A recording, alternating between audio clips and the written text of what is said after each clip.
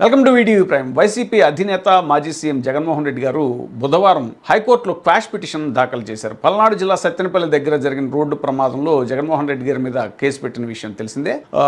High court ఈ case మీద గురువారం విచారణ చేయనుంది. అలాగే పేర్ని నాని, విడదల రజని, వైవి సుబ్బారెడ్డి తదితరుల మీద దాఖలు చేసిన క్వాష్ పిటిషన్లు కూడా హైకోర్టు దాని మీద రేపు విచారణ జరగనుంది.